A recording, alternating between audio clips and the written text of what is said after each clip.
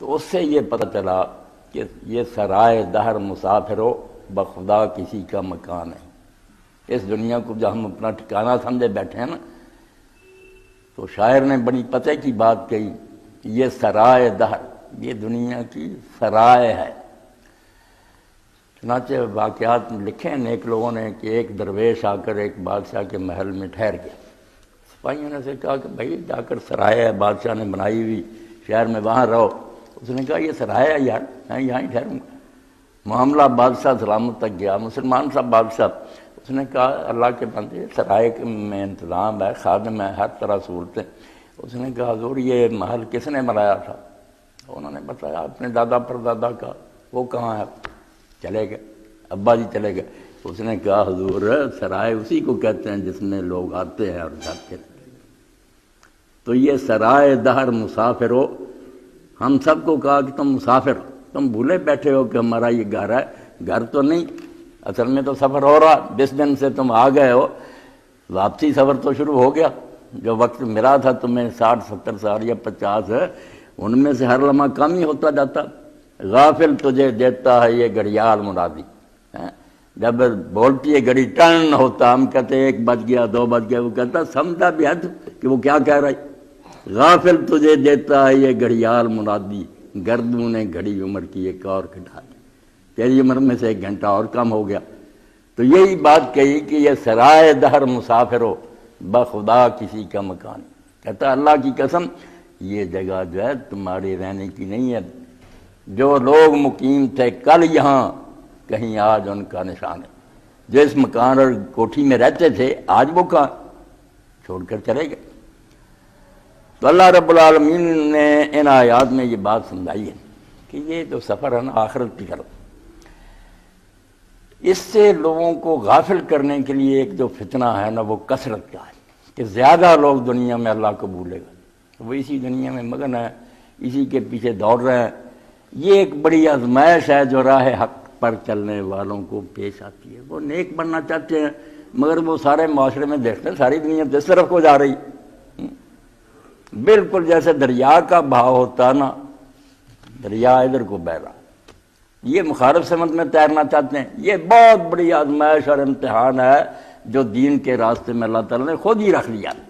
فلا توجب کا کثرتم، اسی لیے اللہ کہتا ہے زیادہ کو اگر تو دیکھے گا نا وین تو اکثر من فی الارض یضلوک عن سبیل، اگر تم نے یہ دیکھا نا کہ لوگ زیادہ کیا کر رہے ہیں تو زیادہ لوگوں کی پیروی کی تو گمراہ ہو جاؤ، اللہ کا راستہ چھوٹ جائے گا۔ یہ بھولے ہوئے ہیں، انہیں شیطان نے اغوا کر لیا ہے، یہ راہ روے پشت بمنظر ہے۔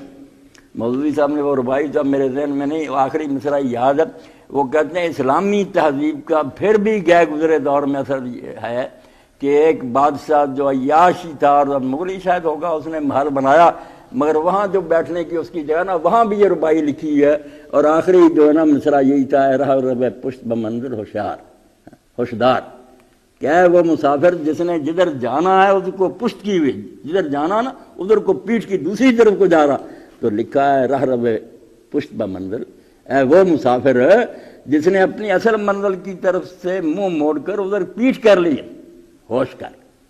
وہ کہتے ہیں پھر بھی اسلام کا اثر ہے کہ اتنی عیش و عشرت کی جگہ پر بھی یہ لکھوایا ہوا کہ یہ دنیا رہنے کی جگہ نہیں، عیاشی میں غرق نہ ہو۔ مگر یہ چیز جب انسان دیکھتا ہے نا کہ سارے لوگ یار یہ کر رہے ہیں، یہ رسم و رواج ہے، یہ معاشرے میں ہو رہا، تو یہ بھی بھٹک جاتا، گمراہ ہو جاتا۔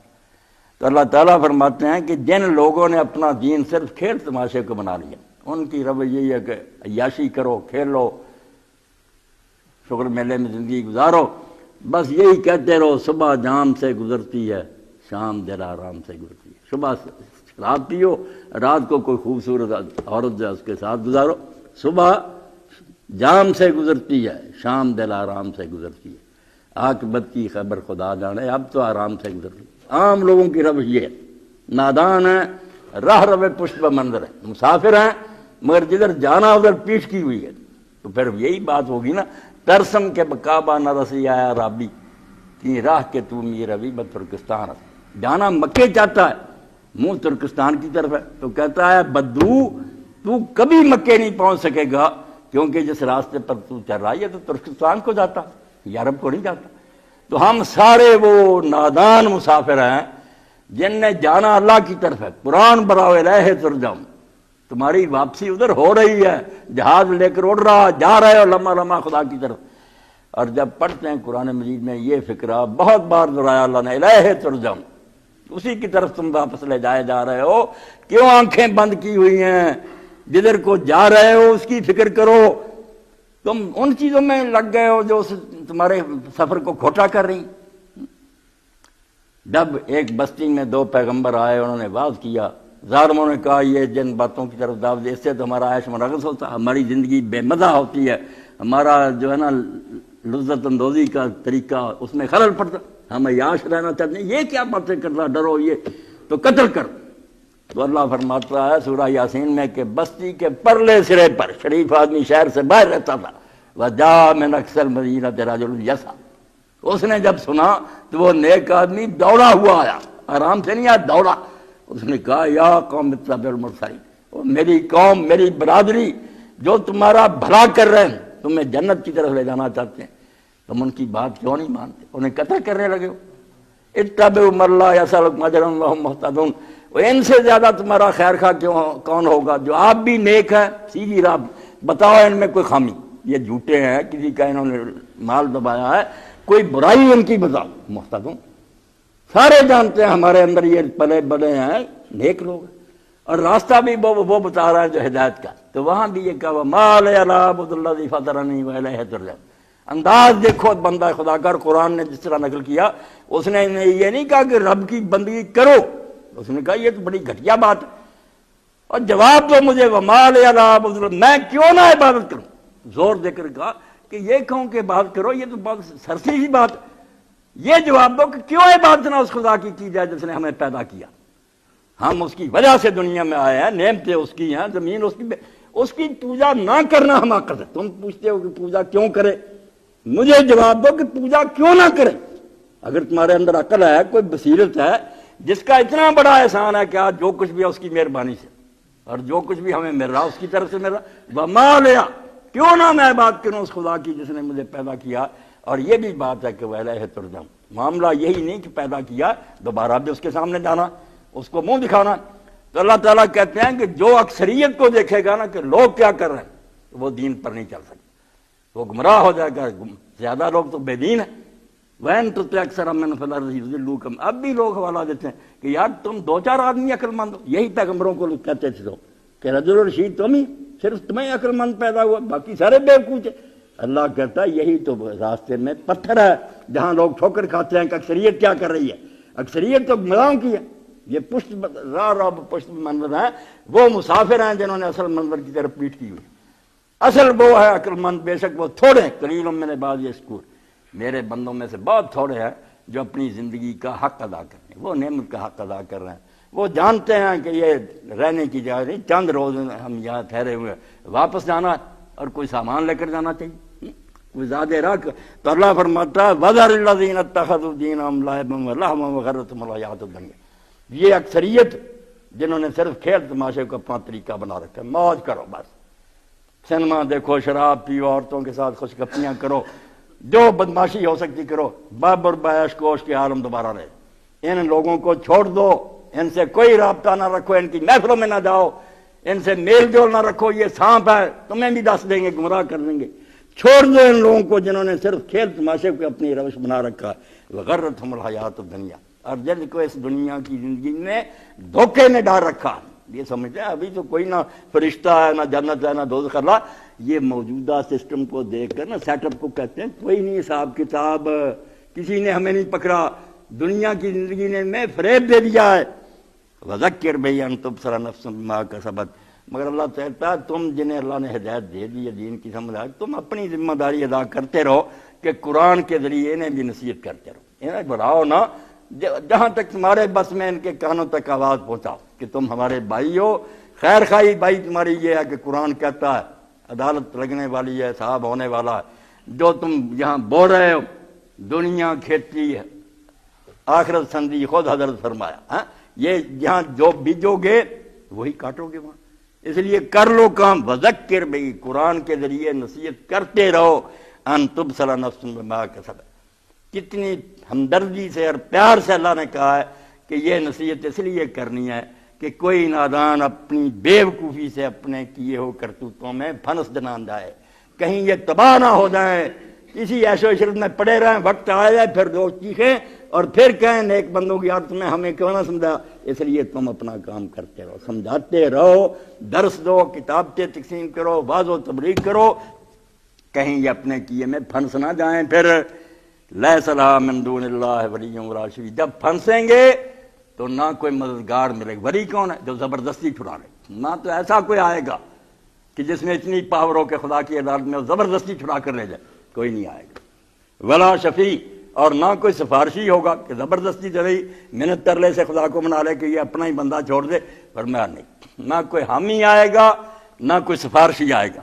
وَإِن تَعْدِلْ كُلُّ عَدْلٍ، اور یہ بھی ایک صورت ہو سکتی ہے کہ کوئی آدمی معاوضہ دے کر کہ چلو میں اتنا تاوان بھر دیتا ہوں، جو جرمانہ میں دے دیتا ہوں، حالانکہ وہاں کسی کے پلے کچھ نہیں ہوگا، مگر اللہ تعالیٰ فرض کر کے کہتے ہیں کہ اگر بالفرض زمین و آسمان کے خزانے بھی اس کے ہاتھ میں آ جائیں اور یہ سارے دے کر چاہے کہ میری جان چھوٹ جائے، لا یؤخذ منہا، وہ عوض پھر قبول نہیں کیا جائے، کوئی معاوضہ نہیں خدا نے لینا، نہ حامی آنا نہ سفارشی۔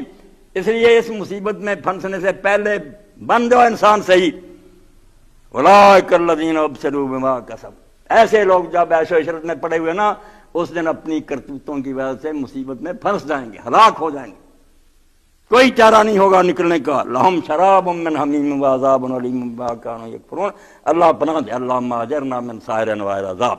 اللہ فرماتا ہے لہم شراب من حمیم، اس دن انہیں پینے کے لیے جب پانی ملے گا نا، وہ بھی شاور آ رہا ہے آگ کی طرح، ویسے پگھلا ہوا تانبا اتنا گرم، جاتے ہی انتڑیاں کاٹ کر باہر پھینک دے گا، وہ انہیں پانی دیں گے ہم۔ وعذاب علیم، اور دردناک عذاب ہوگا، میں جیل میں بند نہیں ہوگے، انتہائی سخت عذاب، بما کانوا یکفرون۔